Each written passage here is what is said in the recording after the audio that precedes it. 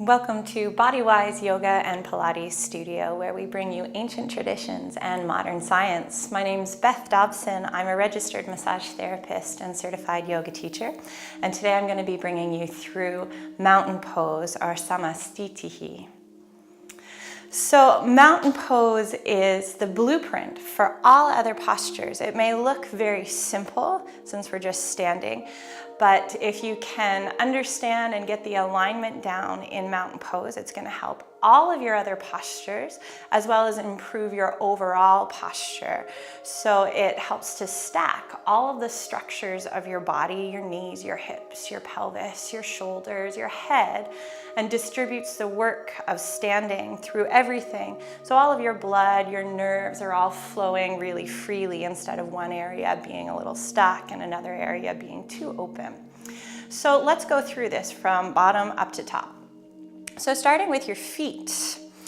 To choose how far apart your feet should be, if it's easy for you to bend over and touch the floor, then you can have your big toe mounds actually touching. Your heels will be slightly apart, so the outer sides of your feet are parallel. If it's difficult to touch the floor when you forward fold, you'll have your feet hip width apart. And don't overshoot that. The width of your hips is measured from the points right at the front of your pelvis. And your second toe should be lined up with that. So it's only actually about a couple of inches between those big toe mounds.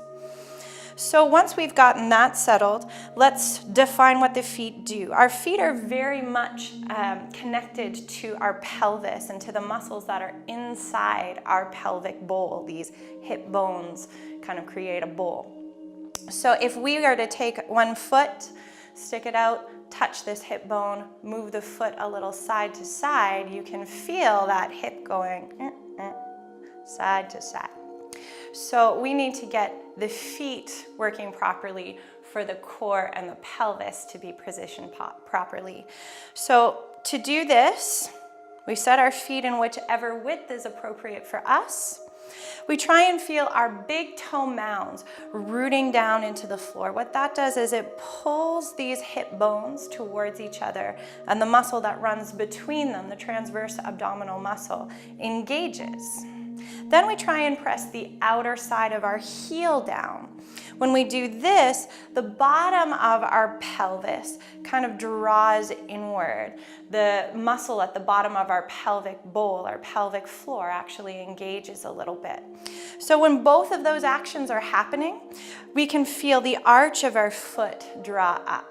And when the arch of our foot draws up, we get a little lift happening in the muscles inside the bowl of our pelvis. So try and get all of that action to happen, big toe mound and outer heel rooting down, arch of the foot pulling up. And while you're doing all of that, try and leave your toes relaxed. Often people will crunch up their toes to try and balance themselves.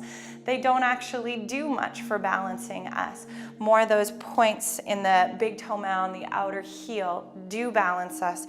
The toes, if they clench, are just going to cause discomfort. So relax those, give them a wiggle.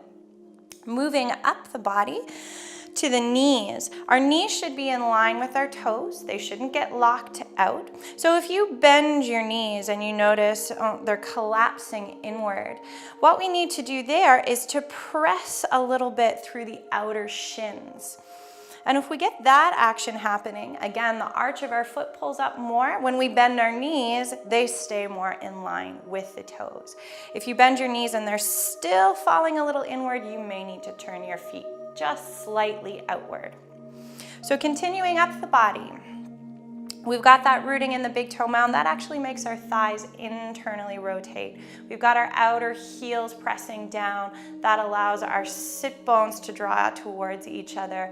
And we get this neutralization that happens around our pelvis and around our thighs. Continuing up, see if you can feel when you exhale that the lowest part of your belly is drawing in and up. You may feel that relationship to your feet as you do that. And feel the tailbone is relaxing to point down. So if you look at my back, it shouldn't go into a big dip.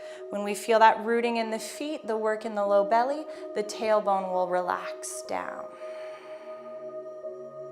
So continuing up, our ribs should be right over top of that bowl of our pelvis. So we shouldn't have the bottom ribs popping forward or tilted back. Right over top of the opening of our pelvis.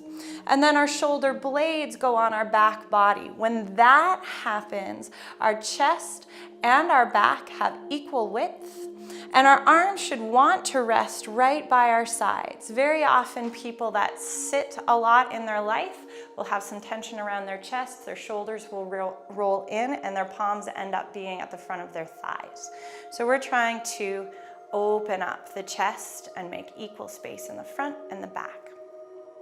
So hands will be right at your sides, finally up into the head and the neck. We feel the back of the head lightly presses back. The crown of the head reaches up. This should make the chin become parallel with the floor. So we're not jutting the chin forward. We're not flattening the back of the neck. We're right in the middle of those two actions. So when all of this comes together, we have this sensation of the feet rooting down, the crown reaching up, the arches pulling up, the low belly pulling up, the tailbone softening down. So if we can stay in this position for about a minute, you may start to notice places in your body that burn or feel tight. These are usually the places that you've created some imbalances in your body from just your regular day-to-day posture. So practicing a minute a day at least can help to balance out your posture, make everything function a little bit more smoothly. And as you go into a yoga or Pilates practice, you'll notice that those poses become a little easier. You start to understand them a little bit more. You feel more secure or balanced in them. Mountain pose is one of the oldest postures in yoga. We see it in almost every yoga class. It's, again, wonderful for building proper alignment in your regular everyday posture, but will also enhance all of your other yoga and Pilates postures. So practice it at least 1 minute a day. Let it show you where some improvement may need to be made, and hopefully it will enhance your overall practice. Thanks for joining us. Namaste.